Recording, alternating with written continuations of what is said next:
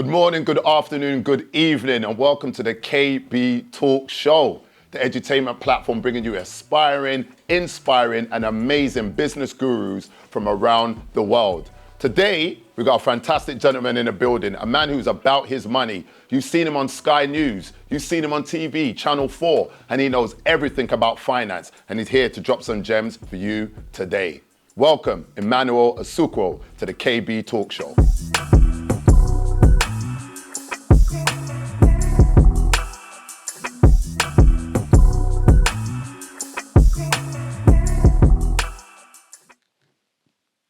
How you doing, my bro? Yo, bro, thank you for having me. You know, I feel privileged. Come on now. Come on, I love it, I love it, I love it, I love it. I've been following you on Instagram long before we started talking. Yes. I love the content that you're bringing. I appreciate it. And you know when you meet somebody and other people tell you, Yeah. you know, this guy is a cool guy, and they Yeah, tell yeah. you other things. In fact, a videographer was telling me about stuff you used to do back in the day, I think in South London. Yeah. You know? Come on. Come on now. You've been around, and that's the thing, you know, like sometimes when people see you, they think, wow, you've just arrived. Yes. At this moment, but Yes. it's momentum. It takes time. Yes. So I've had to do so many different things in order for people to get in the room. So now when you then tell people your price or people want to book you, they think, well, you've only been around 2 minutes. Right. No. I've been years. Exactly. Just for you to get that 2 minutes. You know Yeah, what I mean? right, And that's I think it. sometimes we don't appreciate the process. Exactly. And we just take people as and when they come. And that's social media has a big part to play in that. But yeah, no, it's been a long journey.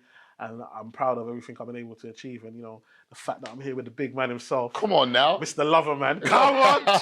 Mr. Lover. I try my thing. Hopefully there's no ladies that are going to hear that line now and get on to me. You know? Well, listen, look, I mean, I know about you, Emmanuel. Yeah. I think, you know, you're a guru. You know what you're doing. Yeah. People on TV have seen it. But for those who don't know, man, tell us tell us about yourself. What's your story, bro? Yeah, so basically, I try and do it as quick as possible because my story's kind of long. But I grew up in a place called Tower Hamlets, East London. Where we from? Where we from? So yeah, so a little place called Limehouse. So, and I used to share a postcode E14 with, even though I was in a council estate, with a very popular place, very affluent place called Canary Wharf. Hey. So imagine like you're in a council estate. East London, Tower Hamlets is mainly Bangladeshi. It's a mainly Bangladeshi area, heavy. That's right. So I didn't really experience racism. So you know, like people be like, oh yeah, no, white people are the minority in East London. Like in Tower Hamlets, white people like they act black. Everyone acts black. So there was never racism or anything like that. But it was always one of them things where it was like, I gotta get out of here. This is not what I want for my life, not what I want for my mom, not what for my family and so forth. Fantastic. And I always tell people like, I'm the guy that used to leave the light on in the kitchen. Do you know about, Come on now. Man will leave light on in the kitchen. Like, Emmanuel, like shout the whole yard. You know, the second you hear your mom call your name in a certain way, it's like, sorry, mom. The full name comes out. You flopped. You know you failed in life somewhere. So I come down, she'll go mad for the light in the kitchen. Yeah. And I'll be like, are you the one light bulb? Not like now. You know you got the lights underneath the cabinets. Come on now. We got it's like one light bulb. We're talking one bulb. Not even the halogen one. Not even, come on. Some 40-watt thing just sitting there, yeah. If you switch the light on too quick, the thing blows. You know the ones there? Exactly. So I'm like, right. So even certain times, I've done it so much, she's now giving me beats for the light in the kitchen. Right, bro. I've been there. So then I've gone to bed 9:30, 10 o'clock at night, looked out my window, and I see Canary Wharf. Lights bright. These man, 100 floors, all the lights are on. Yeah. I've said, nah. Yeah. I can't be getting beat for one light bulb. These men got 100 floors gone home. Yeah. I said, I gotta get over there. There must be money over there. Because I'm suffering. Yeah. So I've said to myself, and this is the power of speaking things into existence. Absolutely. I've said to myself, I haven't told nobody apart from myself. I said, listen, I gotta get over there. Yeah. I don't know how. I don't know who. I don't know when. I just gotta get but over I'm going there. I think that's fantastic. That's so inspiring because I think it's interesting that that's what motivated you, you know, because I think everyone can relate to that, you know, leaving the lights on. And there's principles that our parents had, isn't it? We took it as normal. But if you really break it down, you understand what the cost underneath it all is lack of money. You know, and that's what makes them have such strong principles about turn the light off. Oh, you left the water is on the tap. You filled up the bath. Do you need all this water to bathe? Just run the shower. You know, the water rates. My old man used to hate when I used the washing machine. you know, because he would say the water rates would run high. But I'm like, but old man, we've got the washing machine. How do I wash my clothes? Come on. You know, he would rather we went to a laundrette, and all of it is based on the finance thing. But also the priorities, though. That's the one thing I think. So mum will be strict on leaving the light on in the kitchen, but she's buying gele every week for this different person's wedding, this different person's wrappers. She got a whole box, different color wrappers that she's only wearing once because it's the color for the party. Right. And then instead of going back to it, it's a new color. So you got to go and buy a new variation. So for me, it's like, yeah, we're in poverty, we're struggling, but we still got a nice car. Very true. Like, I don't understand how are we rented and we got and a car is the focus. Exactly. I mean, you know, in East London, you know, I'm not too far from where you grew up, man. Mine was E10, so I was Leighton, and the estates tend to be filled with German whips. Come on. You know, you see man moving a German whip, and yet we're staying in a rented property, but we've all got these flashy cars, especially once credit come about. Of course. And I've noticed that on your platforms, you're not always only talking about how to make money. You're talking about how to use the money that you actually have in a wiser format. Yeah. Because, you know, it's about how much you keep, not necessarily how much you make. Exactly. You know. And I think there's a big difference. I think people don't understand. For me, money is a mindset. So before you even think about making money, what is your mindset on money? Right. Because I've met clients, like when I worked in a bank, when I worked in Barclays. So to finish the story, by 22, I became youngest financial advisor in Barclays in the country. Fantastic. So I had a dream at 13, 14. I made it happen by 22. Right. Like, I'm out. That's brilliant. I've done it. No, do you understand? Yeah. But the biggest lesson I learned is that I can tell myself something and make it happen. And when you understand the power in being able to tell yourself something and then go make it happen, if you're being intentional and say, this is what I want and I'm ready to sacrifice for it, I realize I can do anything I want in life. Exactly. The only limits are the limits I put on myself. Facts. Because I'm from the hood and I made it to Canary Wharf at 22. When all my colleagues are 35, 38, 40, 45.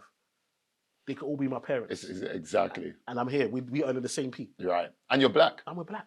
Do you think that the mindset around racism and these barriers that a lot of our people, our younger generation talk about, are they as prominent as we make it sound? You know, like, you said you never really experienced racism growing up in East London. Do you think, I mean, I'm pretty sure once you got to the corporate world, Canary Wharf and that, was it there and did it get in the way? And if so, how did you maneuver around it?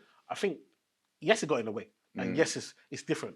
When you're in a bank, people, when I say this, people will clock, especially if you're in London. If you go into a branch, you'll see black people in the branch. Right. But trust me, most of them are cashiers. Yes. Maximum personal banker. Come on. You very struggle to see a branch manager that's black. Then when you now go on to managers of managers, so I'm coming in as a financial advisor, which is basically the same level as a tier 2 branch manager. Sure. I'm the only in the country. Barclays had about 1,000 financial advisors. Yeah. There was 8 of us. Wow. And I was the only one that wasn't working in a black predominant area. True. The rest of them worked in Lewisham, Peckham, parts of Birmingham, like black areas that white people don't want to be in. I was the only one. I was in Central. I was in Oxford Street, Tottenham Court Road. Yeah. Like I was in Central with high net worth clients. Fantastic. But I was the only one. Yeah, yeah. And so for me, yes, there was definitely those barriers. But I think in life you have to say, okay, look, I know that you're going to limit me, but guess what? If I'm so good, you have no choice. Let me tell you something about people don't, and this happens. It costs. You can look at wars. You can look at any in history. If you are better for me, I can hate you and still promote you. Absolutely. I can hate you and still work with you. It's happened in life forever. Yeah. Do you understand? Yeah. And so if you are good enough, and if it is in their interest, you make them pee. That's it. It doesn't matter. So basically leverage. As long as you've got leverage, that supersedes things such as racism and that. I know exactly what you mean. I mean, Emmanuel, I worked in Tesco. I'm saying Tesco's. I did work in Tesco's, but I worked in there was a lot of black people there, but I worked in Barclays. I was in Hanover Square. What year was I there? I think like 2006. And I know exactly what you mean. I was a personal banker. Yeah. And that was seen as a black man. In there, I was one of the top guys. Most of the other people of color were cashiers. A few was with that. Then there was a tier higher than me, and that was the mortgage brokers. And from there and up, hardly saw any black people, especially like you said, in the inner cities. So when you eventually got to the higher level, what made you then decide, because I imagine you're self-employed now, you're running your own flex? I'm employed. Still employed? So 22, employed, Barclays, and I'm meeting clients, and this is where again, Right. I'm saying I'm gonna learn. Yeah. Because if somebody is paying to see me, if I'm sitting in front of a millionaire, the best thing I can do for me is find out how did you get. I'm not a millionaire.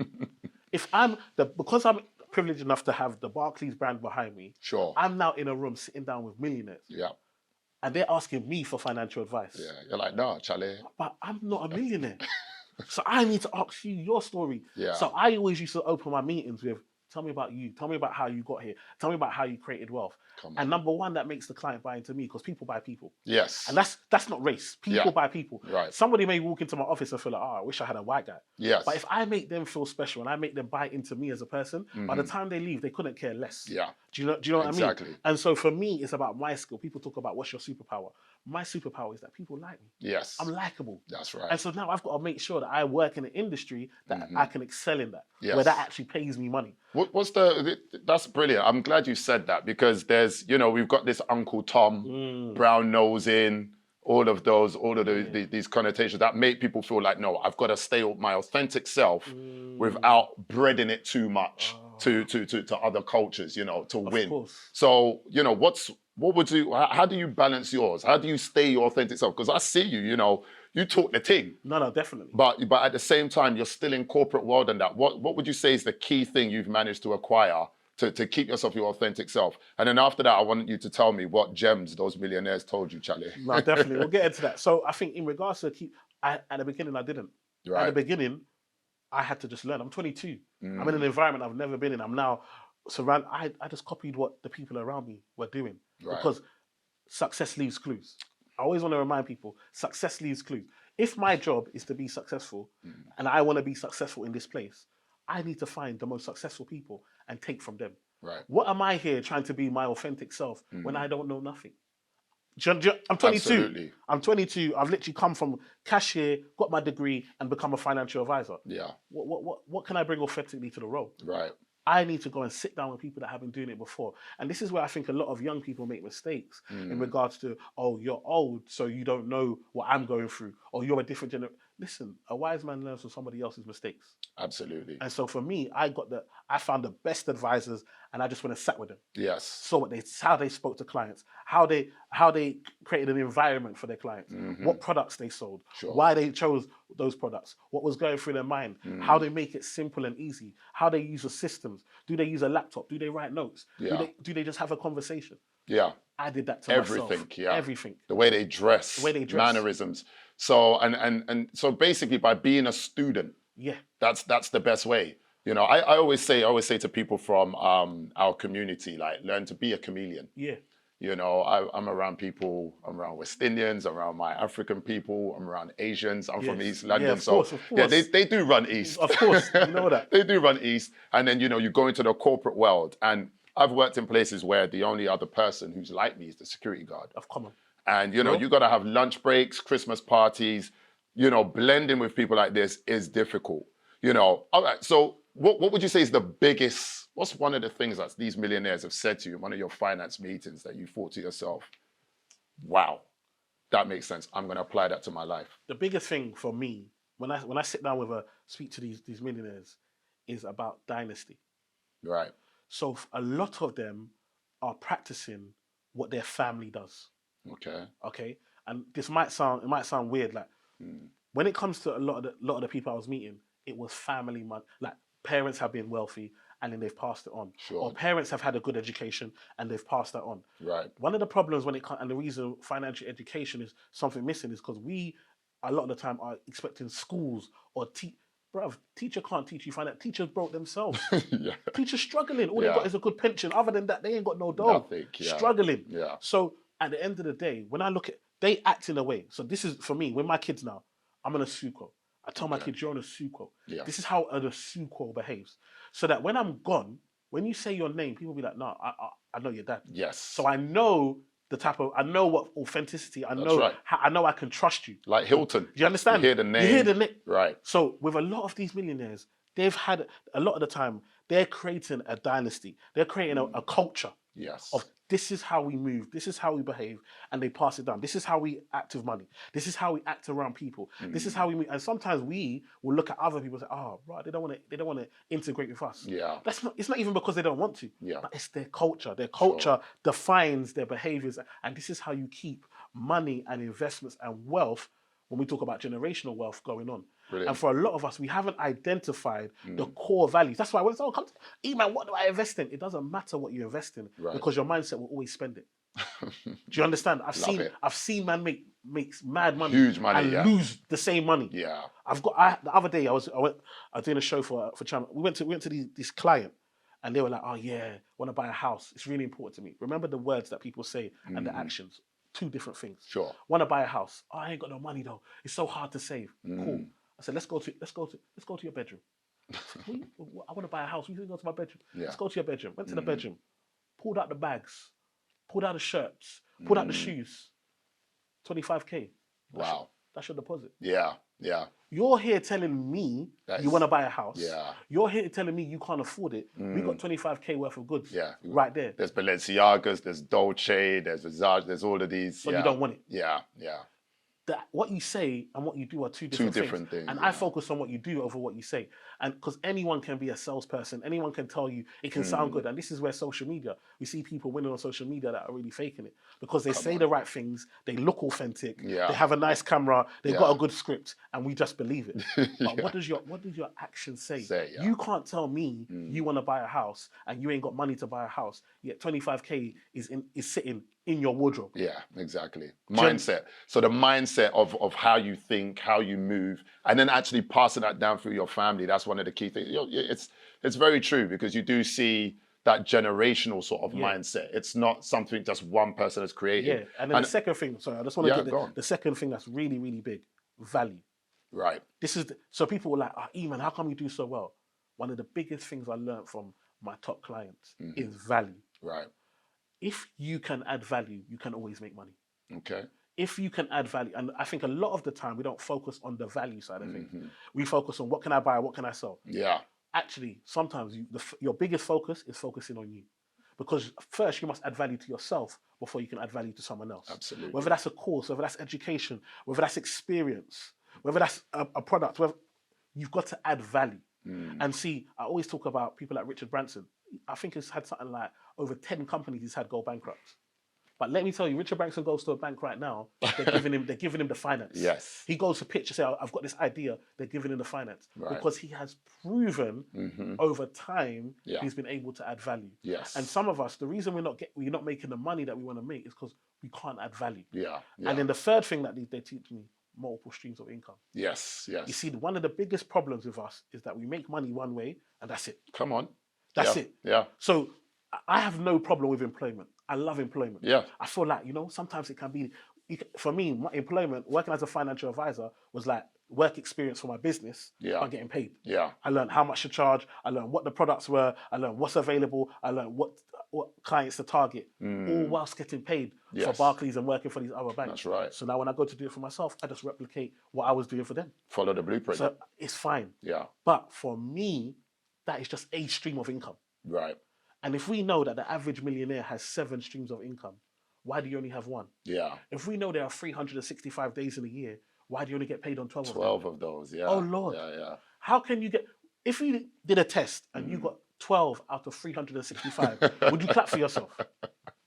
But we are here. We're here celebrating. Yeah. And this is the mentality. I'm not going to... I can get paid today. Yeah. Every day is a payday for me. That's right. Because I create services, products, I add value every single day to people. Yeah. So people can part with their money on any given day. I think one of the most common new ones is we're talking about this cryptocurrency, investing in that. But I like what you said earlier. It means I don't even have to ask you, what should I invest in? You're just saying if your mindset is correct and you invest in the right things, you will make more money. You have to have a plan though. Yeah. People talk about crypto might be a great option, but it depends where you're at. Yeah. What's the goal? Again, we don't have a plan. if you fail to plan, you plan to fail. Absolute. And these things come off and people think, oh, they're just lines. Listen, like when you actually hear them and you actually Digest deep them it, and digest it. Yeah. Of course, if I don't have a plan, then the likelihood is I'm going to fail. Yeah. And for a lot of people, we don't have a plan. And this is why I always use the Jay-Z line. I'm a businessman. I'm not a businessman. I'm a businessman. Do you understand? And so when we start to see ourselves as businesses, when we start to move as businesses, I always talk about people being late, like punctuality. Yeah. Like, can you imagine a shop owner and your customers get there before you? I know, right? You understand? And you still need to go switch on all the lights. You need to clear out any mess from yesterday. Bear with me 1 second. I'm just going to get the bread out and the milk. Yeah. Could you imagine? Yeah. You say, right, you know what? There's so many other, I'm going to go elsewhere. Yeah. And some of us, this is what we do in our daily lives. Yeah. We're late to work and then we wonder why we don't get promotion. When we're there, we're not making friends. We just sit there, I do my job. You know what I mean? 5:30, out the door. I do my job. Yeah. And 5:01. Yeah. Even 4:59. I need us sometimes to understand the examples of our colleagues are not always the same for us. That's right. When I was in the workplace, there are things that my colleagues could do that I realized I can't do. Is that, would you say that's because of color, culture? I'd say also where they are in life. Yeah. And that's what sometimes we forget. Yeah. My colleague can leave at 4:59. Number one, because they've got grandparents that are on the way out and they know they're about to inherit a madness. Yeah. They have no mortgage or their mortgage is quite low. Yeah. Their kids are grown. So their lifestyle is not dependent on this job. Whereas you're trying to build legacy and so forth. I'm still sending money to mumsy and dadsy. Yeah. So facts. How can I now start comparing myself, my financial situation, to that person? Our building of wealth is so newer compared to other people. Yeah. So of course they can get up. They know that their lifestyle is not they could go get a job tomorrow. Yeah. And they're still good. And they can even chill maybe 6 months and then come back. Yeah. So of course they don't have to. Their focus is not. We're trying to level up. The average salary is what, 20, 25, 28? Yeah, it's very low. Bro, that's not going to do anything for us. In London, it's ridiculous. I think Emmanuel is dropping the gems. Are you feeling this? Are you listening? So, all right.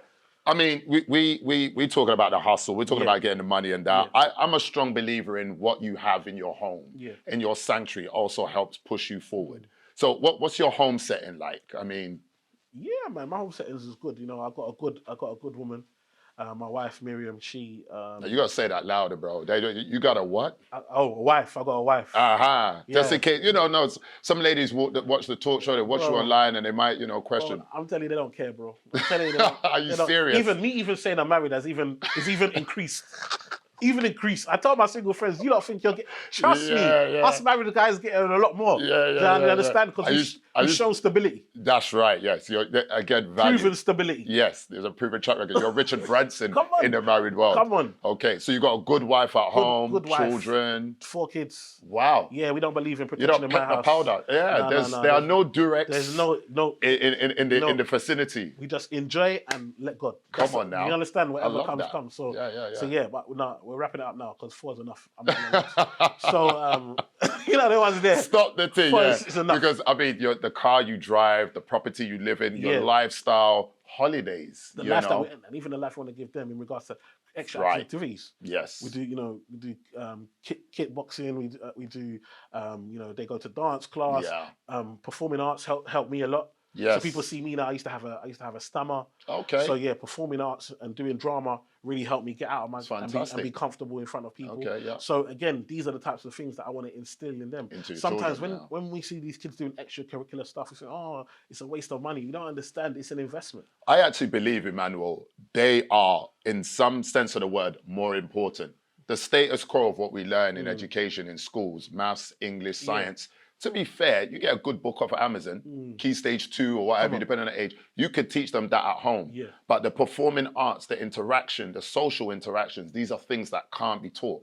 I actually believe they carry so much weight and importance. And when you go out into the real world, you actually see, do you see what I mean? That school I learned from drama, that's what's helping me in my working life. I'm the only person. My interviews. Here. I used to go to interviews. Yeah. I'll put on a character. That's right. I would look at a character, someone that I respect in the business world, and then I would then create. And I could only do that because I did performing arts. Yes. And know about taking on someone, and I'll take on their character. I'll dress how they dress, walk in with that confidence, talk. Before I even got home, they've called me to tell me I got the job. Yes. Do you and that was the confidence that, because they don't see that every day. And this is about investing in yourself. If add value to yourself and you can add value to others. Being able to stand up and talk. Now, look, I mean, I don't know if you saw on YouTube, they listed the top earners on YouTube. Yeah. They make more than doctors, more than lawyers. Ridiculous. They make more, do you understand what I'm trying to say? And many of them are young. Many of them are young. And it's all of them, if you look at them, it's parents that have either allowed them or supported them.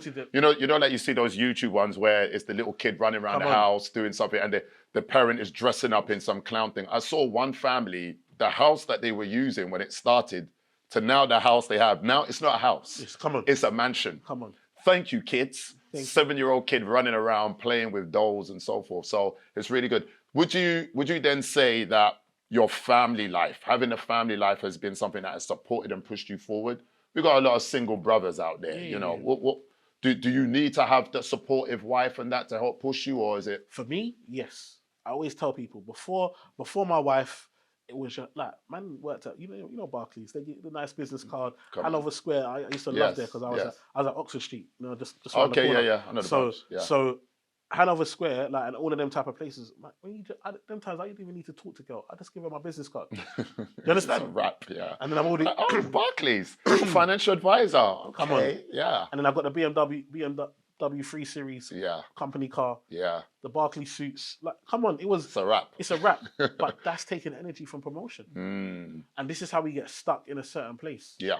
Like, let's be honest, coming from where I've come from, Barclays, I made it. Becoming a financial advisor, I could have stopped there. Yes. But now, I always tell people, like, inflation's going through the roof. It is. It's going crazy. Especially this year, But it doesn't affect me like it would affect someone on one salary. Because now your company's telling you you're on the same salary from last year. So basically, you're on a pay cut. I create money every single day. Facts. So if I know that, someone's on 60K. If I know that, for them to now increase, they're going to go and ask the workers to say, you know what, I can't do that. So now your 60K is now 57. Yeah. Due to inflation. That happens 4 or 5 years in a row. Yeah. And you're still on 60K, but your 60K can only do 45K. That's right. Do you understand? So now you're sacrificing. Now you're thinking about all the things that you can't do anymore. Whereas me now, because I've learned the skill, someone says, oh, we've got inflation. I'm just like, okay, cool. That's just one extra project. Yeah. Okay. Oh, no, I was working 3 days. Last year, I worked 3 days a week because I wanted to spend more time with my kids. Children, I spent 4 or 5 years just going ham it. I said, let me give them a year. Yeah. I'm spend 3 days a week, that did a year, drop them to school, pick them up, do things with them. We enjoyed the year. Lovely. I made more in those 3 days. I made double what I made when I was employed. Wow. Working 3 days, and I used to work 6 days. Yeah. Why do you think that is? Because now money comes to me. Yeah. I don't chase money. Exactly. And when I say that, people say, email, what you talk? I mean, literally, I will get an email from a corporate client like, we've seen your stuff. We want this project. We want you on it. This is the check. Yeah. And I just send my agent. She'll go and negotiate. Yeah. And then it's done. Bam. Then my agent's already looking for deals for me already. Yeah. Then I have now created the point where money comes to me. That's it. When I did a post the other day, I said, I'm doing one-to-ones. If you want a one-to-one. I had 80 people from one post email me to say, I want a one-to-one. And they're ready to pay. And they're ready to pay. Because you've shown the value. I don't even have the time for the one-to-ones. It's only because... Do you understand what I'm trying to say? Yes. So this is where I talk about value. It's relative. I remember I used to do one-to-ones for £100 and nobody paid. That's right. Now I do one-to-ones, 4 bills. Yeah. And they're ready to drop it, Before I've even sent invoice, they're already searching. Because I mean, what's £400 if they know what you're going to tell them? It's going to help them make 10 times. And now it's even online. Before it was all face to face. Yeah. So now I can sit down and do 10 meetings. Yeah. $4,000. Come on now. Straight. Come on now. I ain't even left my yard. In a tracksuit. Do you think like these are the sort of moves you've made that's helped you get onto TV channels and you know? I mean, what's the name of the channel you were on Channel 4? Yeah, so Channel 4. So we did it. The first show that I did was Save Well, Spend Better. Then last year we did Secret Spenders. But I do a lot of stuff on BBC One as well. So they got the morning shows. I do a lot of stuff on there. Can you tell them to cut the TV license? I mean, that will help us with our pockets too, you know? No, I hear you. To say drop it out now. We don't need it. Do adverts. I understand what you're saying, but at the same time, when the problem with money is that once someone can, there's so much affluence in the world that you have to understand that the BBC can then become controlled. Yeah. And BBC is what stands and represents British culture and what it is to be British and so forth. Yeah. And so once you allow money to come, all of a sudden now we're getting messages from America or from Dubai or whoever the biggest payer is. Controlling. And now they're only showing us the best shows, the shows that have the most ratings. Yeah. All of a sudden, it's a completely different BBC. Right. So I totally understand from a business point of view why they don't. Yeah. But maybe they should do it in a sense of maybe not force people to do it, give people the option. Yeah. Maybe offer the value. Because I think the problem is that we're not seeing the value anymore. The value because in we're on YouTube, we're on these platforms. I can't remember the last time I watched, unless I see somebody I know who's on it, who's got some value, something they're gonna say, then I might jump on or watch the BBC iPlayer where you get the notification, have you paid your license? Well, I guess I'll go on YouTube. But the BBC is a beautiful example for black business as well. Yeah. Because I see barbers that still charge £5 for a haircut. I don't get that. How? I don't get that. How? You know, one thing I've always baffled me about the grooming for black men is they do so much. You know, like I was saying on a podcast, a College Bros podcast with my friends that I do every Monday at 9 p.m. I was saying on that how when women go to get their hair done, they gotta get the hair. Yeah. They sometimes have to get the cream. They've got to cut and whatnot before they even go there to get their hair done. Us men, we just go there with our biff. Yeah. Just looking mash up. Yeah. And we come out there looking like player of the year. They do the whole thing. Beard, hair, they groom, some of them will die. And they're charging like 10, 15 pounds, 20 pounds. I really think they could be charging more. I mean, a lot of people that get haircuts will probably cuss me for this, but I just think, again, I don't think they're putting enough value to the service that they give. Yeah, they give, exactly. And that's one of the biggest problems with us. Again, even on this journey that I'm on, I got a white agent. She's amazing, Sam. Lovely woman. Yeah. She goes and negotiates the bag for me. Yeah. Why? Because guess what? She deals with big bags. Yeah. So she knows what my value should be. Right. Do you understand? Yeah. Yeah. If I see some of my men that represent themselves, and when I hear what they're getting paid, I'm like, bro, we just worked at the same company. I got four times what you got. Yeah. Because you're here negotiating for yourself. Yeah. Because you don't want to give someone 20%. I will give 20%. Like sometimes we want 100% of nothing. Yes, my man. Do you understand? We want 100% of nothing. Because now you're so tight on the value, the amount of money you want to make. People have told you no, and now you've got nothing. Come on. I think, it's interesting as well, because I do believe that if you find the right people in your team as well, they also help elevate you. They say, find a good team and you'll go really far, as opposed to working for yourself. And that's a big problem for us as well, is that a lot of our things are just us. Yeah. Like me, I've got business coaches I work with. Like I said, I've got an agent. I've got specialists. I'm always ready to pay to level up. Yeah. Like I had the best year that I had ever last year. Yeah. And I still paid for a business coach to take me to the next level. Yeah. I still changing my website. I still did a new photo shoot. People don't invest. Yeah, you got to invest back in yourself. So how did you get the opportunity then for these TV channels? I mean, a lot of people want to get on TV. These days it's about branding. You grow your platforms, your socials. Getting on TV does that. What was the journey that got you onto Channel 4, Sky? For me, it's the other way around. Like for me, I spent 10 years mastering my craft. Like I said, I'm an actual financial advisor. And remember, for us, we always got to do. I don't like to talk too much and be controversial, but we look at Martin Lewis, for example. If I told you who's the #1 financial advisor in the country, everybody would say Martin Lewis. Yeah. Yeah, he's not a qualified financial advisor. Right. But when I got to go, I got to be actually qualified. I got to have a wife and kids and no drama. Like, do you understand? You got to tick every box. My so man. Do you understand? You've got to understand where we're playing. Right. But for me, I had to actually be qualified. I had to do it. And then I did it myself. I started at churches. I used to go and give talks at churches for free. Yeah. Some of us are not prepared to do stuff for free. Facts. But actually, that is experience. And people are paying you for your experience. Yeah. Sometimes we focus so much on the price. But the price means, you could say, I charge 1,000, but it means nothing. Yeah. If no one values you at that amount. That's right. Like, so I had to go get the experience. Then when I did from churches, then I said, I'm going to link myself to churches. Let me put it out there. I built my platform on social media. Also, I had to stand out. So I knew, you know what, man likes banter, man's a funny guy, man can crack jokes. Yeah. So let me use that. Yeah. Some of us, we're not using the skills that we do, things that we do naturally. Yeah. What do I enjoy doing? So I create content, and my content, someone else is going to say, this is a pension, this is what a pension can do. I want to say, right, you don't have a pension, but you've got lubes. Yeah. Do you understand? Like, it's the same. You did a post the other day. It was something like, you get breasts for free. That just had me busted up. And I think it's about the feeling that you give people, isn't it? It's not always just the gems. It's when they're listening to you, they get the authenticity, Yeah. and you give them a good feeling. And people can relate to that. Yeah. So, for example, now, so from there, I did the content online, consistency. When I first put it out there, you spend hours doing content, you get 10 likes. You're feeling sad in your life. You understand? You see somebody else as you're scrolling, that somebody's half naked, no talent, half naked, 10,000. 10,000 likes. Even your boys are even commenting that haven't even liked your own post. You see your boys in the comments. Yeah, posted it on their stories.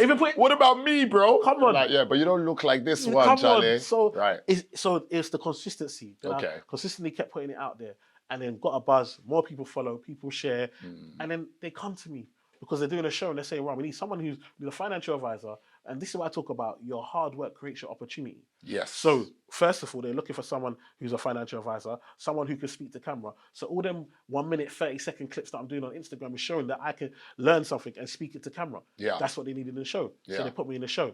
Then after that, Black Lives Matter happens. Right. So Black Lives Matter happens, and we have a financial crisis. All of a sudden, they need a financial advisor and they need someone black. Yeah. Well, guess who's been a financial advisor and black online? Yeah.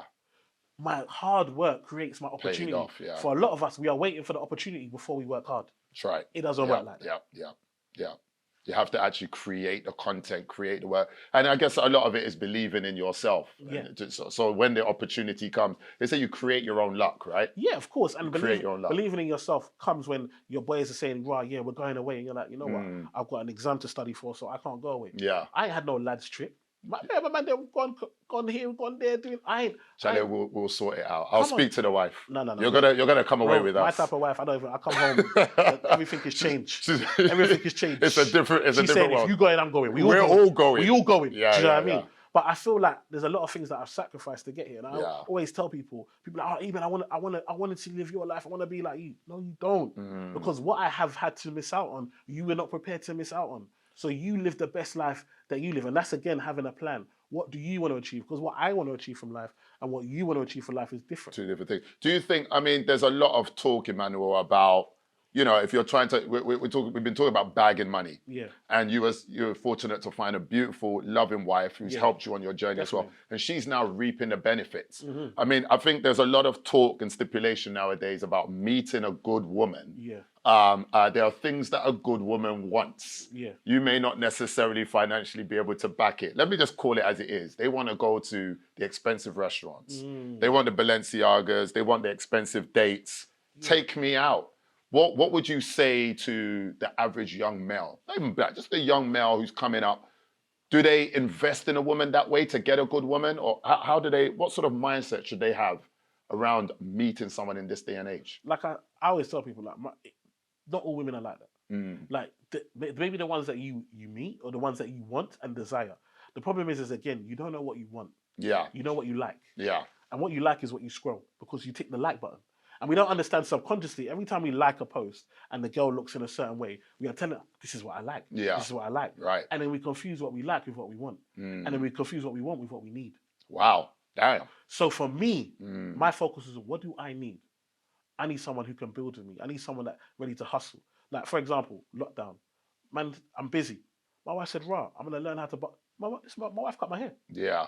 I don't even go barbers. Yeah. Only if I want to fade. If I just want to, my wife does my haircut because she's ready to build. Yes. Like, my wife is ready to work for me. When I want my corporate videos and they want different angles, my wife will hold the camera. Yeah. Oh, we're going to come and do this way. Let's work on the script together. Come on. My wife, she does cakes. Cakes got stopped. My wife come on, she done my PA. Reply to all my emails.